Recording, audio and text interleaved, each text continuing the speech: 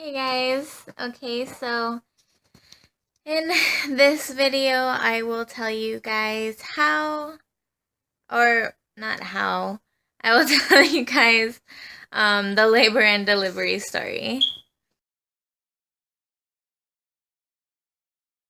Okay, so pretty much what happened was on December 3rd, I had a lot of back pain and lower abdominal pain.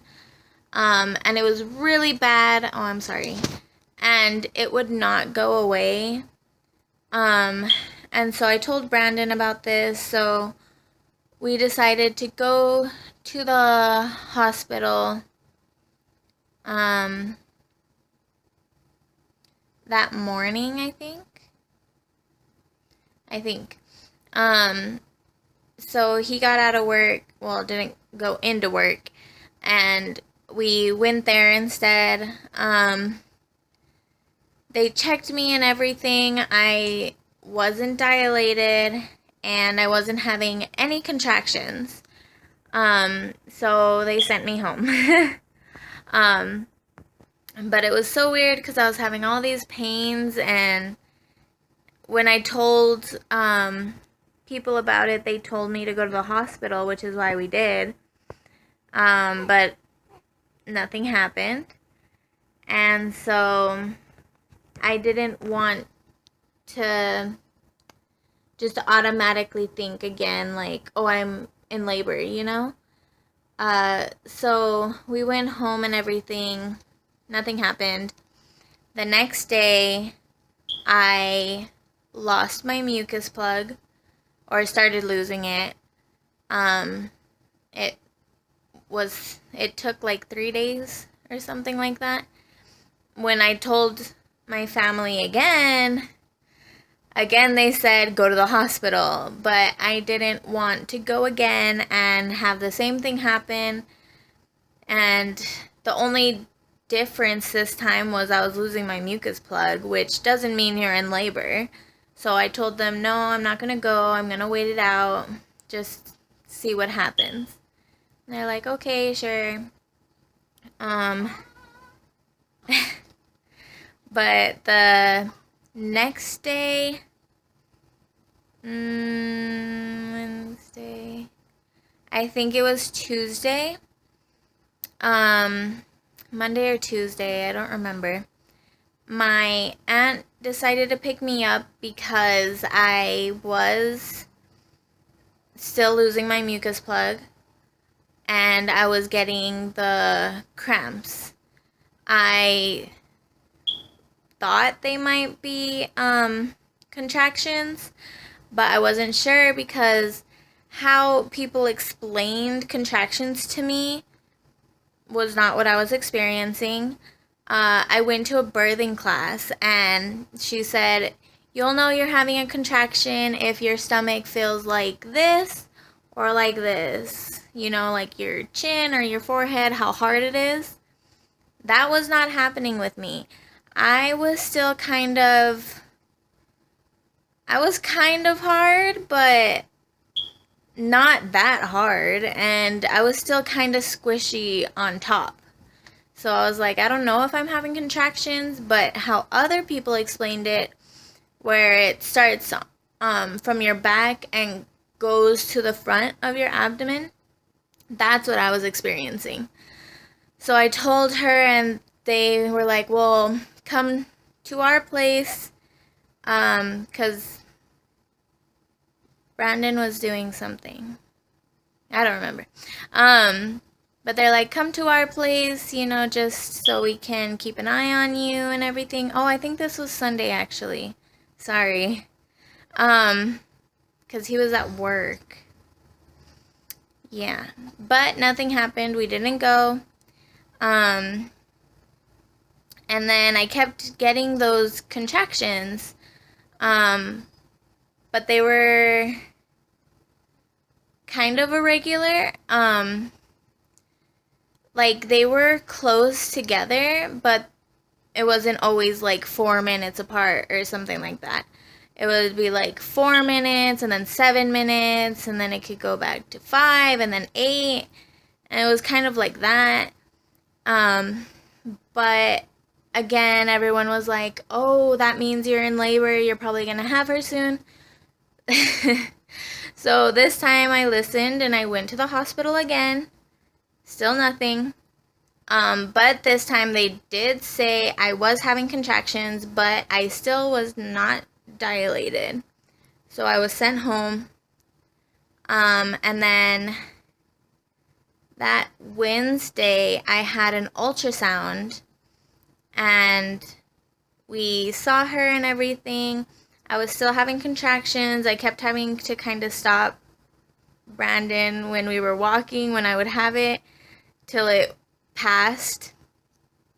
But yeah. And then that night, I was getting them a lot more. But again, it was a regular. Like the other time, it would be like 4 minutes, then 7, and so on and so forth. So that's why I didn't wake up Brandon or tell him anything, because I didn't want it to be another false alarm and go to the hospital for no reason.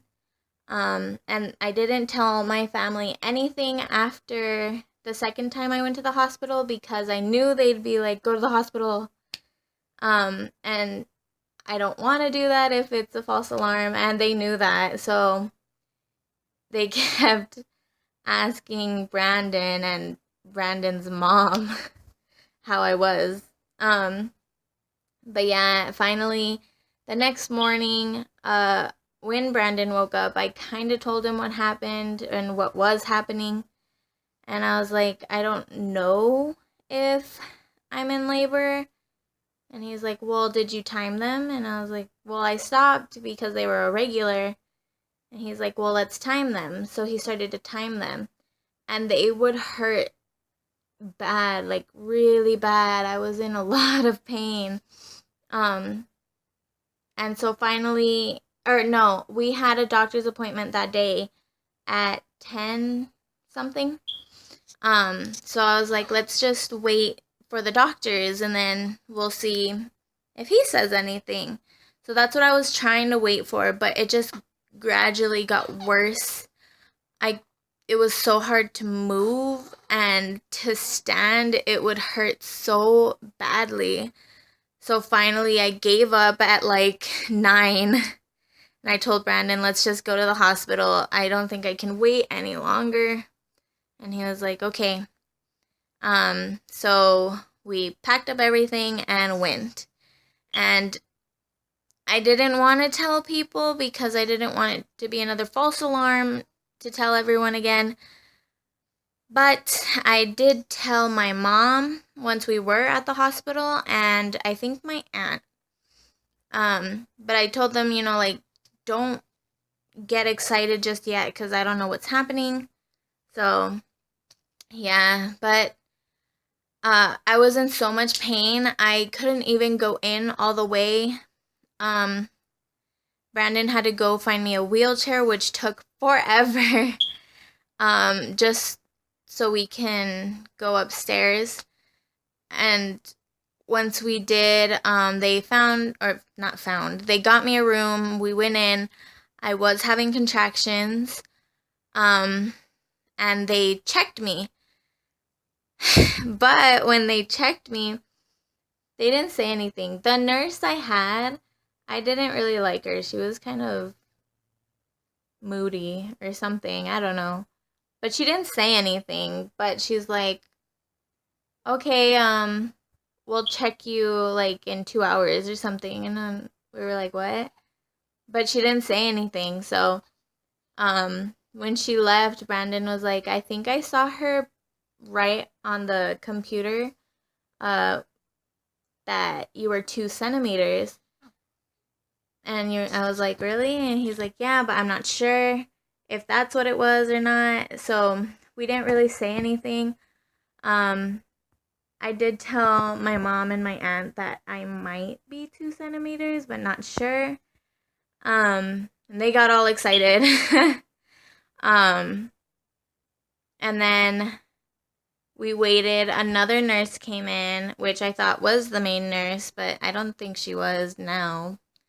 But we asked her, and she did say, yes, you were at 2 centimeters.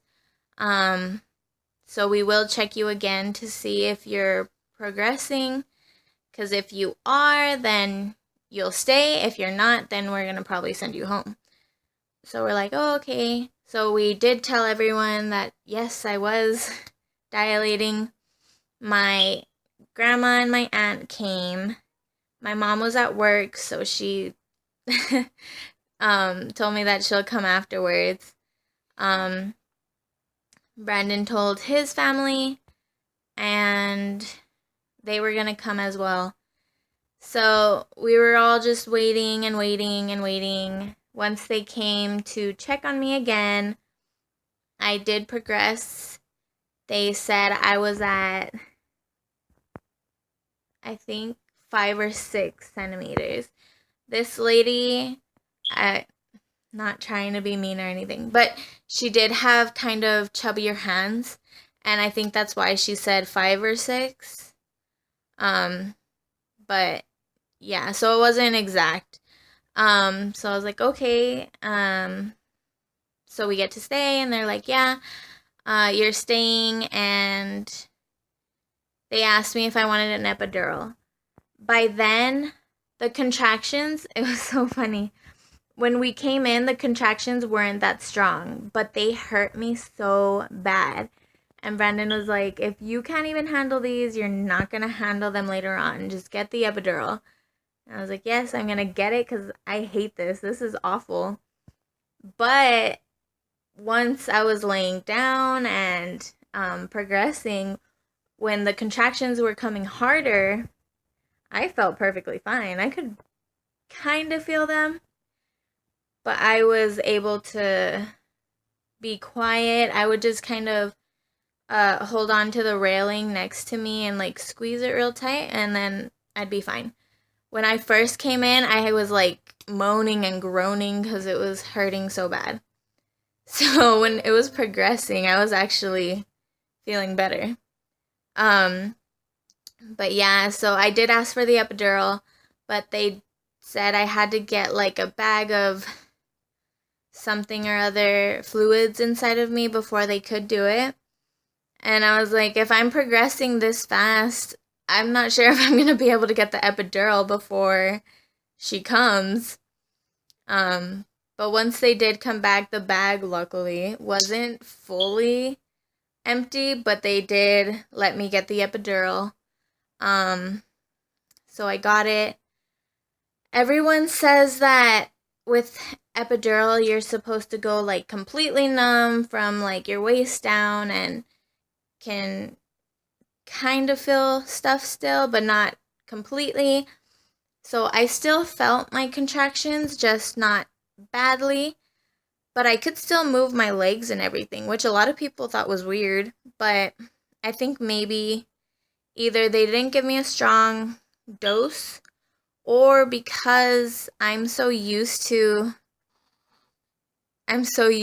medicines and stuff, my body, that it might have just taken a little bit more to fully numb me. But I was perfectly fine how I was, just a little bit of help. So I just got that one dose. I didn't want more. And we just waited after that.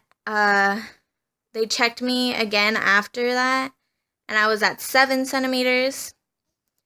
And then I was tired, so I had Brandon kick everyone out so I could sleep. I felt bad, but I thought everyone would come when the baby came, not before. So I wasn't expecting that. But yeah, so I got to sleep a bit, and then they came in, checked me again, not much longer after that, and I was at 9 centimeters. And so they're like, okay, well, I'll come back in like 30 minutes or something like that and check you again. You might be at 10 then you can have the baby. And so we're like, okay. She left, and my contractions started to come kind of more or closer together, and I started to feel her down there, like pushing, like I wanted to push. And people always said that's when like they're coming, you know. So I was like, Brandon, call the nurse right now. She honestly like had just left like maybe 5 minutes before. So she came back, I told her, and she's like, okay, let me check you again. I was still at 9 centimeters though, but she's like, well, we'll get everything ready. Hopefully once we're done with that, you'll be at 10. So I was like, okay. And I was like, they better hurry because I really had the urge to push, but I wasn't dilated enough. So people started coming in, and they were they were getting ready so slowly. I was like, really? Come on, speed it up. Like, this baby wants to get out now. It was so hard to like fight the urge to push. And by now it was like maybe 5:30 or 5:20, and I went in from at 9 in the morning. So I had like a fast progression. And then so finally the doctor came in, they were looking and everything, and they're like, okay, you can start pushing. So I did, but I was trying so hard, and they're like, come on, you could do it, you could do it. And like kind of how they were talking made me feel like I was taking too long to like push and everything. And I was trying my hardest, but this baby had a big head. Yes, you did. um um so yeah, in the video before this one, I did say her head was a week ahead of schedule. So she did have a bigger head. And I heard them say she's gonna tear. So I think they cut me to open me up a bit more. And by then, finally, they started to see her head coming out more. And then, I'm sorry, I don't know if you can hear her, but she's squeaking over there. But once her head came out, she just slid right out, like super fast. Nothing else was hard to get out or anything. It was just her head. And they laid her on me and everything. She was crying. So I was trying to shush her, and then I would finally get her to stop crying.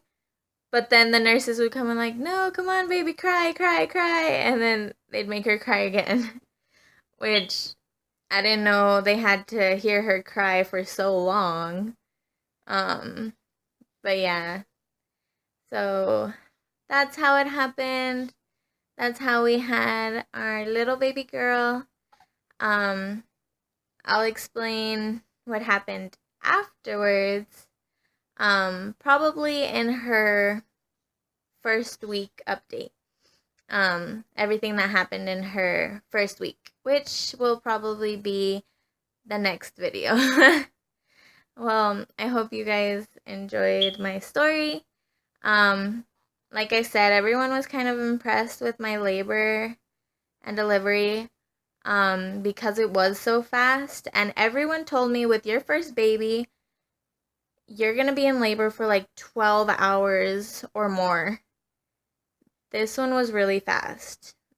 But I might have started the night before, so maybe not. But I guess we'll never know since I was too stubborn to say anything or go in. Oh, and then one more thing. I did get another dose of epidural right before when she came in and said I was at 9 centimeters. So I did get 2 doses of it, but that was it. Okay, well, thanks for watching, everyone. Bye.